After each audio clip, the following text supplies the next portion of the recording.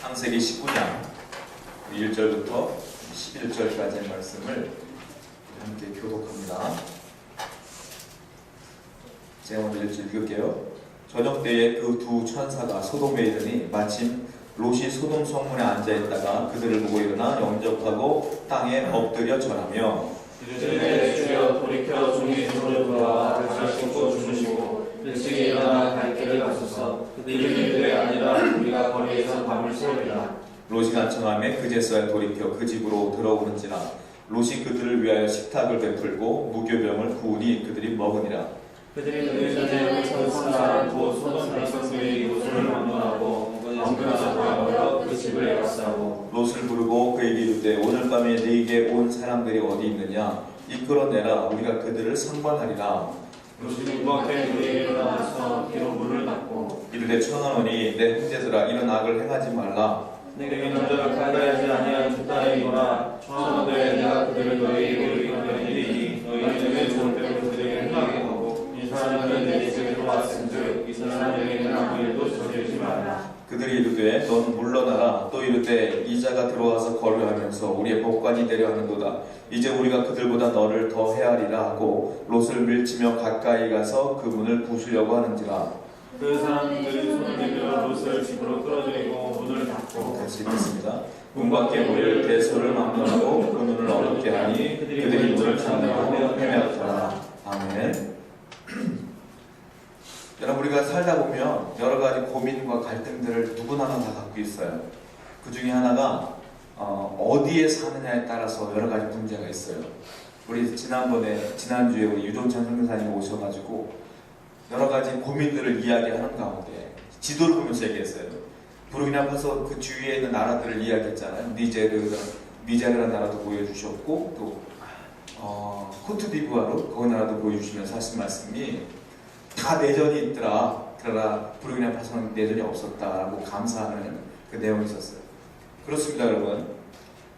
우리가 서울 살잖아요. 서울 사는 사람들과 시골 사는 사람들의 또 갈등이 있어요. 뭐냐면 서울에 살면 제가 이제 공주에서 목회를 하다가 그리고 서울 딱 올라왔거든요. 강남으로 올라왔는데 제일 먼저 놀란 게 뭐냐면 공기예요. 공기. 거기는 내가 공기가 깨끗하다, 뭐 좋다, 나쁘다 이거 못 느꼈는데 서울에 1년 있다가 딱 와보니까 숨쉬기가 거북스러운 거야. 야, 공기가 탁하구나. 서울 사람들은 모르고 그걸 먹고 있는 거야 지금. 우리 그런 문제가 있어요. 또 하나는 교통체증이에요. 나는 거기서 교통체증이라는 단어를 몰랐어요. 그냥 시골길이가 막 달렸거든. 근데 여기 오니까 딱 들어오자마자 길이 막히기 시작하는데 깜짝 놀랐어요. 제가 예전에 그 삼성역에서 설림역까지 거의 인터컨티넨탈 호텔이 있어요. 그 앞에 알다시피 부흥산이 오셔가지고 그 부흥산이 그 전 집회 끝내고 숙소를 모셔드리고 제가 이제 오는 거예요. 교회로 오는데 거기서 서울역까지 오는데 근 40분 걸렸어. 40분. 거기서 오는데 차로 꽉 막혀. 세상에 그런 일이 있어요. 얼마나 울고 싶더라고 진짜. 서울에 그런 일들이 비일비재하잖아요. 시골은 그런 거 없고요. 서울 사는 사람들이 어차피 겪어야 될 갈등이고 고민인 거예요. 그것도 집값 어떻습니까? 하늘 높은지 모르고 서서 오르죠. 시골 저희 이제 장모님께서 인천으로 살았는데 인천이 아파트에 구형 아파트. 그런데 전세값을 3,800만 원이야. 20평이 넘는데 3,800만 원에 구할 수 있어요? 전세? 못 구하지. 서울. 그런 하늘과 땅 차이가 있는 거예요. 자, 여러분들이 서울에 있음으로 인하여 그런 것들을 누려야 되고 그런 어려움들을 겪어야 되는 것처럼 아프리카 사람도 마찬가지죠. 그 사람들은 물이 없고 내전 걱정해야 되고 이런 걱정을 해야 되는 거 아니에요? 여러분들이 어디에 있느냐에 따라서 갈등들이 달라질 수도 있어요. 갈등이 없을 수는 없지만 달라질 수도 있어요. 오늘 성경 본문을 보니까 롯이라고 하는 사람이 등장을 하는데 그 롯이 살고 있는 지역 때문에 상당한 갈등과 고난과 어려움이 있었어요. 그 갈등이 무엇이며 그 고난이 무엇이며 그 롯은 그 갈등 가운데 어떻게 이겨냈으며 기타 등등 여러 가지 말씀들을 한번 말씀 속에서 한번 위로해보고 한번 우리가 찾아보고자 합니다. 자, 1절 말씀을 한번 같이 한번 읽어볼게요. 우리 19장 1절과 2절 말씀을 한번 같이 읽어봅시다. 시작. 저녁 때에 그 두 천사가 소돔에 이르니 마침 롯이 소돔 성문에 앉아있다가 그들을 보고 일어나 영접하고 땅에 엎드려 절하며 이르되 내 주여 돌이켜 종의 집으로 돌아와 발을 씻고 주무시고 일찍 일어나 갈 길을 가소서. 그들이 이르되 아니라 우리가 거리에서 밤을 새우리라. 자, 때가 언제냐? 1절 말씀 보면 저녁 때에 두 천사가 나오는데 사람의 형태를 한 천사예요. 그러니까 사람의 모습으로 온 거예요. 두 천사가 소돔에 이르렀습니다. 소돔 성에 이르는 거예요. 그때 롯을 발견했는데 롯이 뭐 하고 있었냐면 소돔 성문에 앉아 있었어요. 성문에 딱 앉아 있는 거예요. 집 문 앞에 앉아 있는 게 아니라 성문에 앉아 있는 거예요. 이 부분 가지고 학자들은 뭐라고 말을 하냐면 성문에 앉아 있었다면 이것은 굉장한 사건이다라고 얘기해요. 왜냐하면 성문에 아무나 앉아 있는 게 아니라는 거예요. 성문에 앉아 있다는 것은 마을 중심에 있는 곳이기 때문에 마을 사람들이 다 보는 곳에 있는 것이기 때문에 굉장히 성공한 사람만이 갈 수 있는 곳이다라고 표현해요. 왜 그러냐면 거기선 재판이 이루어지는 장소라는 거예요. 그 소돔성에서 재판이 이루어지고 그리고 국가의 많은 일들이 치러지고 결정되어지는 데가 어디냐면 이곳이라는 거예요. 그러니까 이 소돔 성문에 앉아있다는 것은 롯이 그 당시 아브라함과 헤어지고 소돔성을 선택했는데 상당한 성공을 거둔 것이다 라고 평가를 해요. 이미 롯은 아브라함 못지않게 부자였었던 거 아시죠? 도저히 같이 있을 수 없었기 때문에 소돔을 선택한 거잖아요.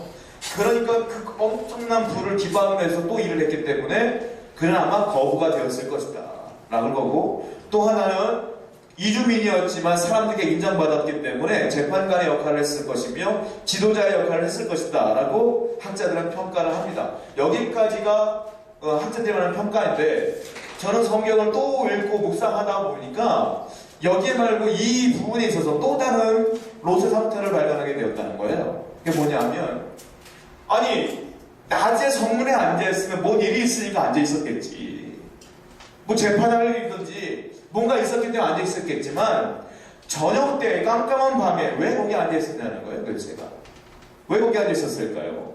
이런 고민이 제 마음속에 들어온 거죠. 왜 그랬을까? 자, 성문에 앉아있다는 것은 성을 바라보고 있는 게 아니에요. 성문에 앉아있다는 건 성에서 밖을 보고 있는 상태인 거예요. 맨 처음에 이 롯이 소돔을 선택할 때는 저 성 밖에서 소돔을 본 거잖아요. 그때 젖과 꿀이 흐르는 땅 같고 에덴 동산 같아서 그가 그 땅을 선택했고 온 건데, 이번에 역으로 바뀌진 거예요. 성에서 이번에 밖을 보고 뭔가 사심에, 뭔가 고민에 빠져 있는 거예요. 도대체 무엇 때문에 그럴까요? 여기에 심각한 문제가 있습니다. 뭐냐면 롯은 맨 처음에 들어올 때는 거기가 좋아 보였어. 소돔이 문명이 발달됐고 문화가 발달됐고 사람들이 옷 입는 게 굉장히 세련됐고 그리고 물풀이 풍족했고 먹을 것이 있었고 사람들이 보니까 굉장히 잘하는 것 같고, 그래서 선택을 했는데 막상 와 보니까 소돔 땅은 알다시피 죄악에 관영한 땅이었단 말이에요. 얼마나 죄악에 관영한 땅인지 하나님께 소돔을 멸망시킬 정도로 관영한 땅이었단 말입니다. 그러다 보니까 롯이 살다 보니까 갈등이 생기기 시작하는 거예요. 왜냐하면 롯이 믿음이 전혀 없었느냐? 그렇지 않아요. 아브라함과 같이 예배도 드렸어요. 아브라함 예배 드리는데 롯 예배 안 드렸겠습니까? 예배 드렸어요. 아브라함이 양을 잡을 때 롯도 같이 양을 잡았어요. 아브라함이 하나님께 기도할 때 롯도 같이 기도했다고요. 그리고 롯도 자기도 모르는 사이에 하나님에 대한 경외하심이 있었어요. 하나님을 믿었어요. 그런데 그는 아브라함 같은 사람이 아니었기에 소돔을 선택했는데 막상 와 보니까 이게 신앙적인 갈등이 생기는 거예요. 거기는 하나님을 섬기는 사람이 하나도 없어요. 여기. 근데 혼자 믿는 사람으로 살아가다 보니까 너무도 힘든 거예요. 생각이 다르고 갈등이 생기고 예배를 드려야 풍성해지는데 예배를 드릴 수가 없고 기도도 할 수 없고, 그러다 보니까 자기도 모르는 사이에 밤마다 나와서 밖을 보는 것이 습관처럼 된 거예요. 지금 밖을 보면 무슨 생각을 했겠어요? 아, 여기는 비록 풍성한 삶을 살지만 저쪽 가면 신앙의 자유가 있는데, 하나님께 기도했을 때가 좋았는데 내 신앙이 곤고하구나 라는 갈등이 있지 않겠어요? 그런 갈등 가운데에 하나님의 천사들을 만나게 됩니다. 왜냐하면 천사를 만날 때 롯이 뭐 했어요? 1절 말씀 보면 영접하고 어떻게 했어요? 땅에 엎드려 절했다 하면서 했어요. 사람의 모습으로 올 천사를 어떻게 하나님의 천사인 줄 알았겠어요? 땅에 엎드려 절했다는 건 뭐냐면 경배했다는 거예요. 한마디로 예배했다는 거예요. 나는 당신의 종입니다, 이런 뜻이란 말입니다. 그냥 인사하는 게 아니에요, 이거는. 그러니까 롯이 믿음이 있었다라고 하는 확실한 증거가 여기 있다는 거죠. 자, 그런데 롯에게 이런 갈등이 시작된 원인이 무엇이냐, 이게 중요해요. 왜 롯에게 갈등이 시작됐느냐? 롯은 믿음은 있었고 하나님을 섬겼지만 아브라함과 같이 야, 네가 좌하면 내가 우할게, 네가 우하면 내가 좌할게. 왜냐하면 내가 좌하든 내가 우하든 하나님이 나와 함께 할 거니까 라는 믿음이 없었다는 거예요. 롯은 눈에 보이는 좋은 대로 선택한 사람이에요. 마치 우리와 같아. 마치 우리와 같아. 바로 여러분과 저와 같다고요. 우리는 눈에 보일 때 좋아 보이는 걸 선택하는 경향이 있지 않습니까? 좀 더 좋은 직장, 좀 더 좋은 사람, 거기에 휩쓸리는 거 아니겠어요? 우리는 기도하면서 하나님께 의뢰하면서 물어보면서 하나님의 뜻을 따라 살길 원하지만 쉽지가 않다. 롯도 마찬가지예요. 롯도 딱 보니까 소돔이 좋아 보였거든요. 좋아 보여서 갔는데 문제가 생기기 시작하는 거예요. 제가 이 얘기를 왜 하냐면 여러분이나 저나 인생을 살려면 한참 멀었어요. 여러분 인생을 살 때 갈등 없이 살고, 아니 갈등이 있어도 고난이 있어도 이겨낼 수 있는 유일한 방법은 뭐냐? 하나님께 철저히 의뢰하는 거예요. 묻는 거예요. 물으면서 기도하면서 하나님께 허락하시면 가고, 멈추라면 멈추고, 하나님 가라면 순종하는 마음으로 거기까지만 가고, 또 멈추라면 또 멈춰있다가 또 가라면 또 가고, 이것이 신앙의 길이 아니겠어요? 이렇게 살아야 될 줄로 믿습니다. 아무리 내가 조급하고 내가 마음이 급해도 하나님 나처럼 급하지 않아요, 여러분. 하나님께 철저히 묻는, 의뢰하는 그런 신앙이 되어야 될 줄로 믿습니다. 이 의뢰한다는 것, 하나님께 묻는다는 것, 이사야서에 굉장히 잘 나와 있는데 한번 찾아볼게요. 이사야서 성경을 보겠습니다. 이사야서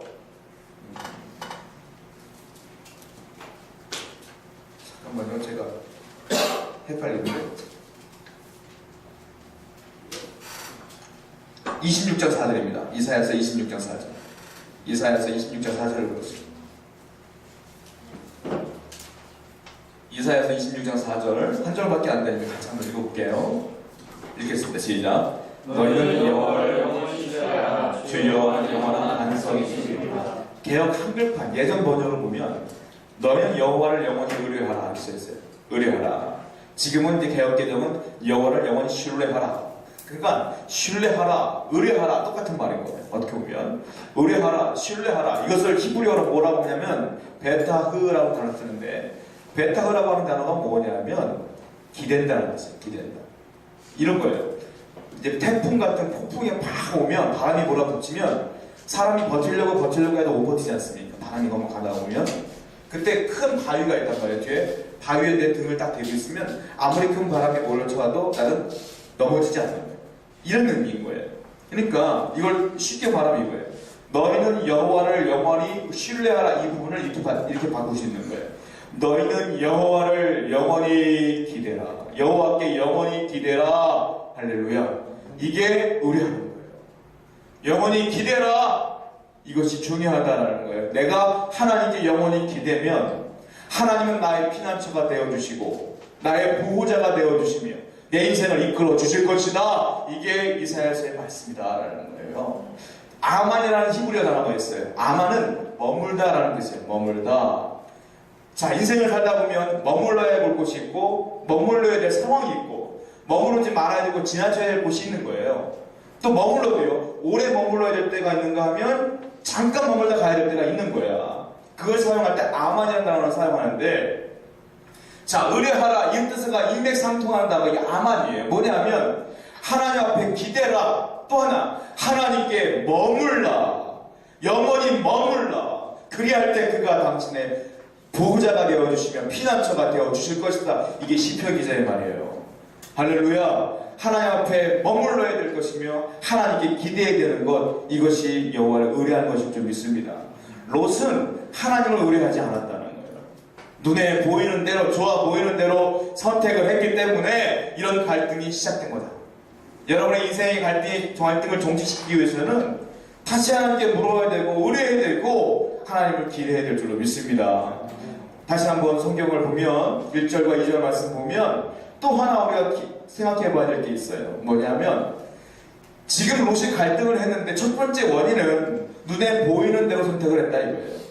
두 번째 원인은 뭐냐면 정확히 나와 있지는 않지만 전반적인 롯의 인생을 보게 되면 어떤 일이 있었느냐면 아브라함과 비슷하지만 너무 다른 인생이에요. 자, 롯과 아브라함은 같이 살았어요. 같이 예배도 했어요. 그런데 성경을 가만히 보면 하나님이 말씀하신 대상은 롯이 아니었다는 거예요. 하나님을 철저하게 아브라함하고만 대화했어요. 롯은 하나님께 말씀을 듣는 아브라함이 살아가는 대로 따라갔을 뿐이지 롯이 직접 하나님 말씀을 들은 적은 없었어요. 그도 예배했지만 그런 적이 없었단 말이에요. 다른 말로 말하면 그는 직접적인 하나님 말씀을 들은 적도 없고 하나님을 향한 신앙의 경험도 해본 적이 없는 사람이다. 그 신앙의 경험을 하는 사람이 누구냐? 아브라함이다. 그러니까 롯에게는 항상 갈등이 있는 거예요. 뭐냐? 항상 회색지대에 있는 거예요. 하나님 편에 있는 것도 아니고 세상 편에 있는 것도 아니고 애매모호한 곳에 있는 거예요. 그러다 보니까 어떤 일이 벌어지면 예수 믿는 것 같고 하나님 믿는 것 같고 신앙이 좋은 것 같아. 그러다가 심각한 문제가 발생되고 이럴 때는 당연하다듯이 세상 것을 선택하는 거예요. 물질을 선택하고 눈에 보이는 걸 선택하고 신앙에는 회색지대가 없을 거예요. 믿습니까? 어중간하는 것은 주님께서 분명히 말씀하셨어요. 요한계시록에서 네가 뜨겁든지 차갑든지 하라. 밀증하면 내 입에 토해내리라.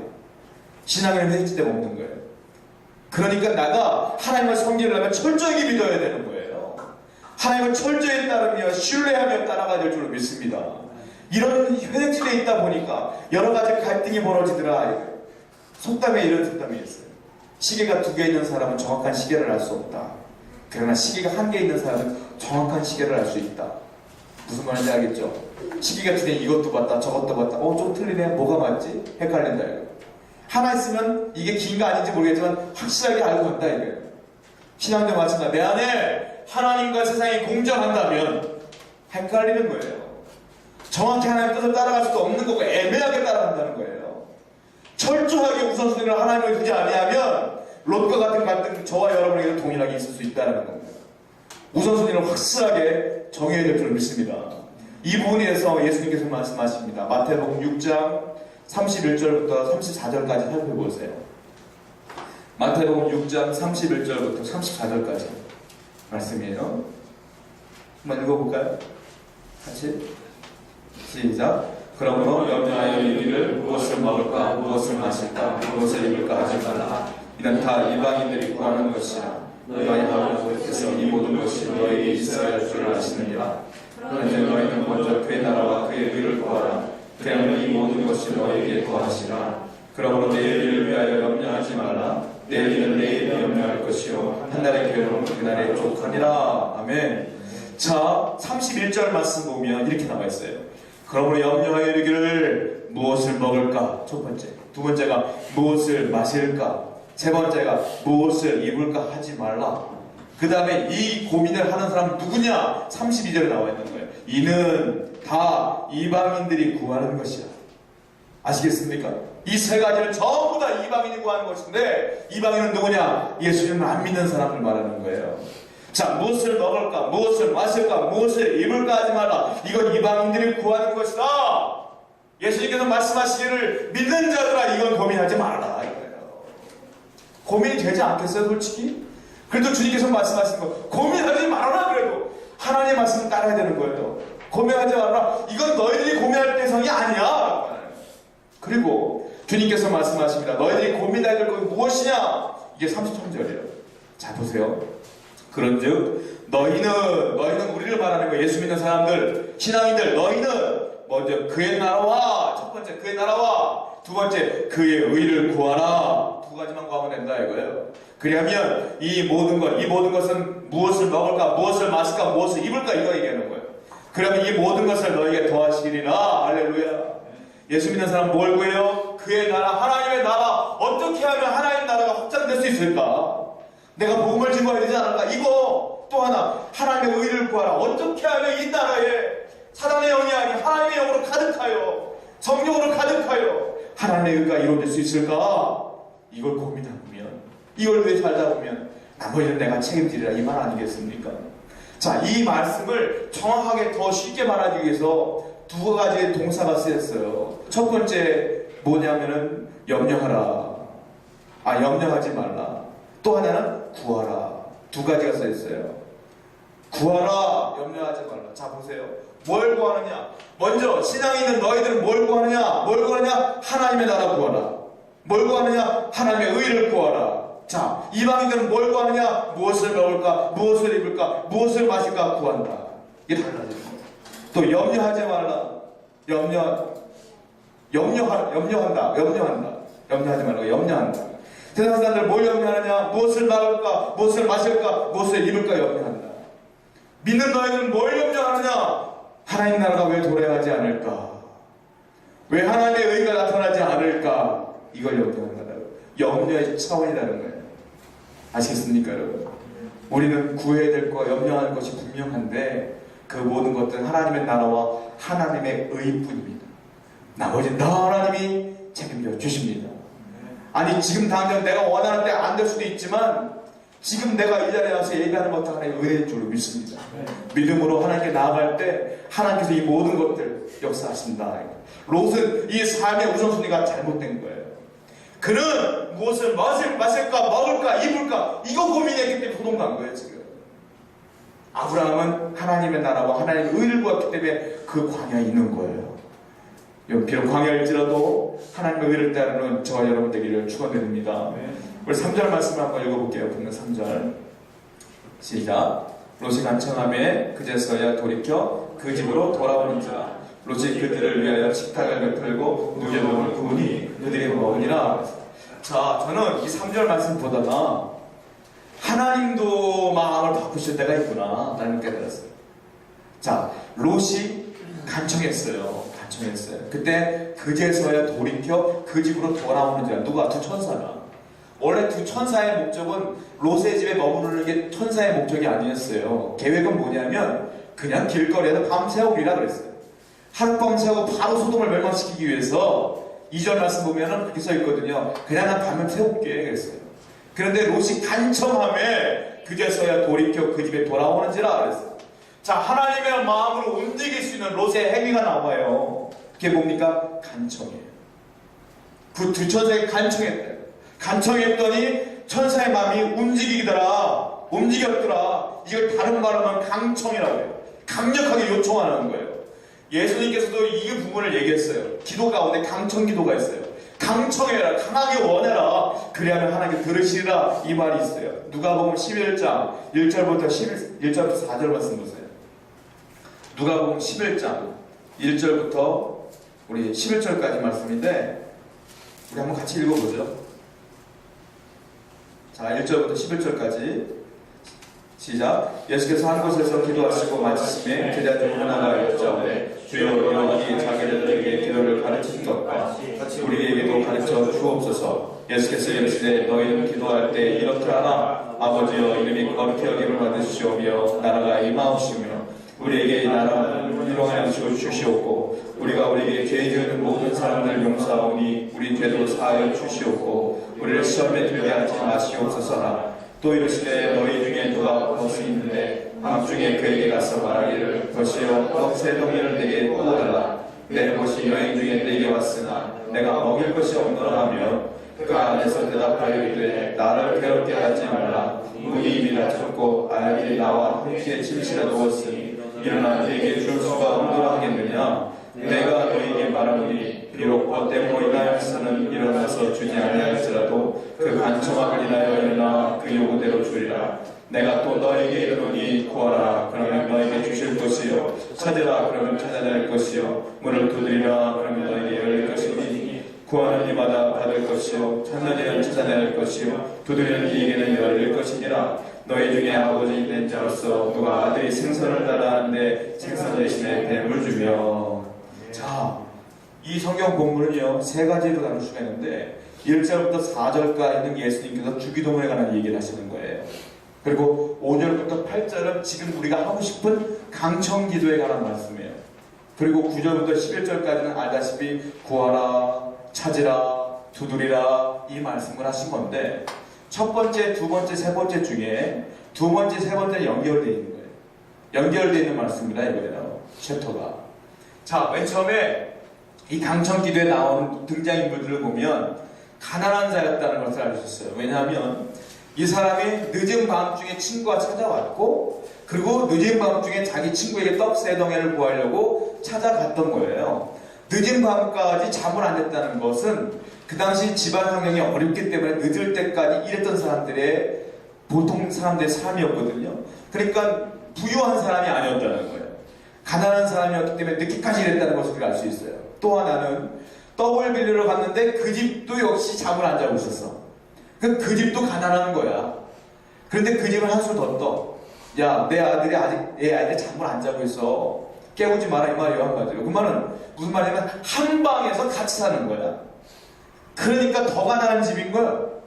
근데 예수님께서 뭐라고 하냐면, 야, 네가 떡덩이 3덩이를 빌려달라고 했는데 그가 가난해도 준다. 왜냐하면 네가 간청하니까. 버시면서 주는 걸 수도 있겠지만 그거보다 네가 간청하면 준다 이거예요. 가난한데도 준다 이거예요. 그런데 너희 아버지 하나님은 풍성하신 분입니다. 네가 방청하면 안 주겠느냐 이 말 아니겠습니까? 여러분? 우리 하나님은 없는 게 없는 분이에요. 할렐루야. 그분께 강청하면 하나님도 주신다.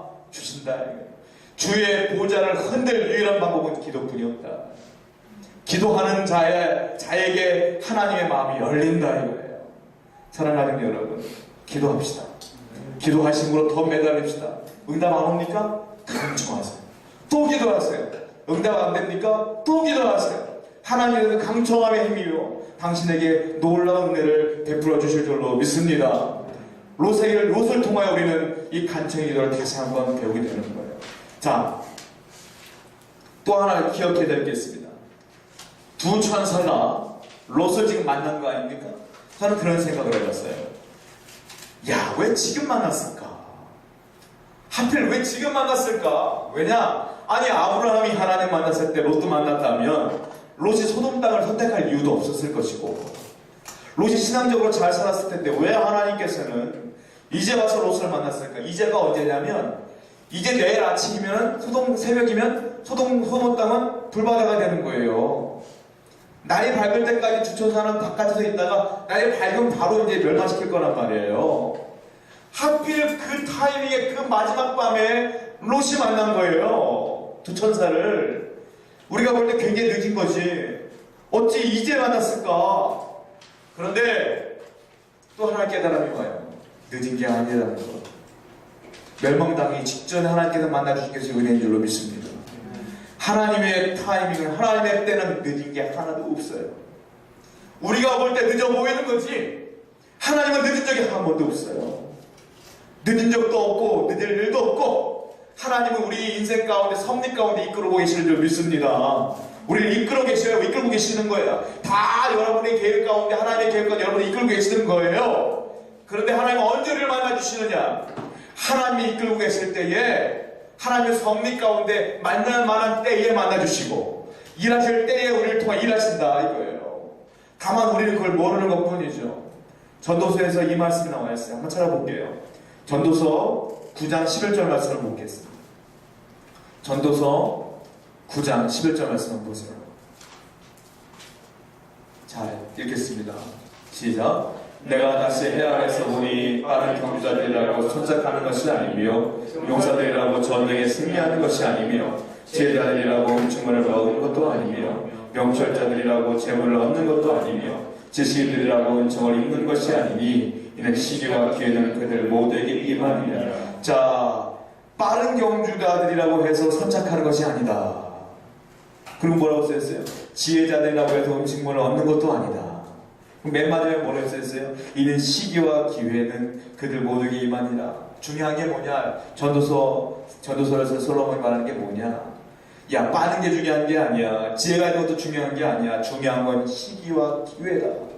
그 시기와 기회는 너희가 생각하는 시기와 기회가 아니라 하나님의 타이밍이다. 하나님이 주시는 시기가 있고 하나님이 주시는 기회가 있는데 네가 마음을 급하게 먹는다고 되는 게 아니다 이 말이에요. 현대인들에게는 고질병이 있어요. 서두르는 거. 진짜 서두르는 게 우리 병이라고 생각해요. 못 참아요 우리는. 그런데 그것이 신앙으로 그대로 내려와요. 신앙에도 조급함이 있고 서두르는 게 있어요. 기도 1시간 한 다음에, 하루 한 다음에, 이틀 한 다음에 응답이 안 오면 그때부터 심각한 고민에 빠져 우리는.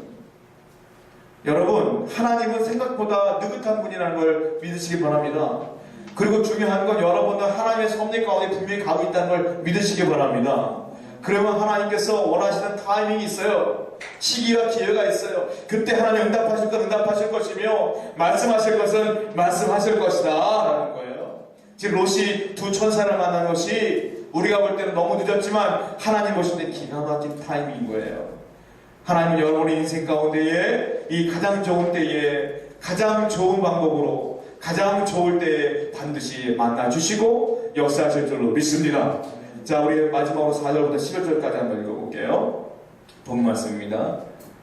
시작. 그들이 눕기 전에 그 성사람 곧 소돔 백성이 롯을 막론하고 먼 다 모여 그 집을 에워싸고 롯을 부르고 그에게 이르되 오늘 밤에 내게 온 사람들이 어디 있느냐 이끌어내라 우리가 그들을 상관하리라. 롯이 문 밖에 무리의 길로 나아가서 문을 닫고 이르되 청하노니 내 형제들아 일어나 행하지 말라. 내게 남자를 가까이 하지 아니한 두 딸이 있노라. 청하건대 내가 그들을 너희에게로 이끌어내리니 너희는 내 좋은 일로 그들에게 행하고 이 사람들은 내 입에 들어왔은즉 이 사람들에게는 아무 일도 저지르지 말라. 그들이 이르되 너는 물러나라 하고 이르되 이 자가 들어와서 거론하면서 우리 법관이 되려 하는도다. 이제 우리가 그들보다 너를 더 헤아리라 하고 롯을 밀치며 가까이 가서 그 문을 부수려고 하는지라. 그 사람들이 손을 내밀어 롯을 집으로 끌어들이고 문을 닫고 문 밖에 무리를 대소를 막론하고 그 눈에 어둡게 하니 그들이 문을 찾느라고 헤매었더라. 자, 이 소돔 땅이요 얼마나 죄악이 관영했는지가 나와 있어요. 4절 보면 소돔 백성들이 노소를 막론하고 원인에서 다 모여서 그 집을 에워쌌다. 두 천사가 롯의 집으로 들어간 걸 알고 그 집을 노소를 막론하고 에워쌌다. 여러분, 사건 사고가 대한민국에 많이 나타나요. 살인 사건도 있고 여러 가지 성적인 사건들도 많이 일어나요. 그런데 그 사건들은 개인이 우발적으로 했던지 개인이 계획적으로 했던 다 개인적인 사건이냐. 한 동네 한 지역 전체가 우르르 일어나서 그 죄를 짓는 건 전쟁이에요. 전쟁 외에는 없는 거예요.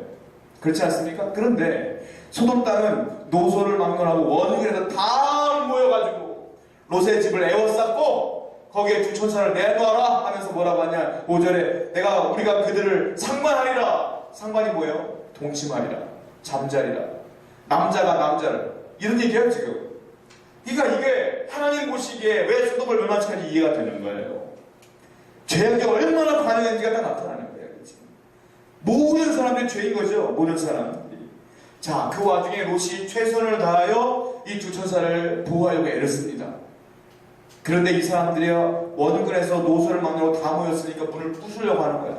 내놔라 내놔라. 문을 막 두들기면서 문이 흔들리고 문고리를 잡고 있는 롯도 쓰러지고 난리가 난 거예요 지금. 그 와중에 문이 결국 열렸어요. 문이 열렸을 때에 갑자기 그동안 우리가 지금 11절 말씀까지 잊혀진 존재들이 있어요. 누구냐? 두 천사. 말 한마디도 안 해요. 두 천사는. 지금까지 딱 갑자기 이 10절과 11절에 등장을 합니다. 그러면서 롯을 끌어당기고 바깥에 있는 사람들을 다 눈을 어둡게 하는 거예요. 눈을 멀게 하는 거죠. 그리고 이 사건은 해결되어지고 그 사람들은 나중에 소돔과 함께 멸망하게 됩니다.